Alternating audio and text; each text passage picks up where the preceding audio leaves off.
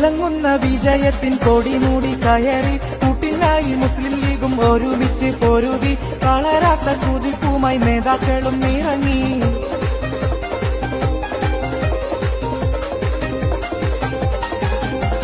തിളങ്ങുന്ന വിജയത്തിൻ കൊടിമൂടി കയറി കൂട്ടിനായി മുസ്ലിം ലീഗും ഒരുമിച്ച് പൊരുതി തളരാത്ത കുതിപ്പുമായി നേതാക്കളും ഇറങ്ങി.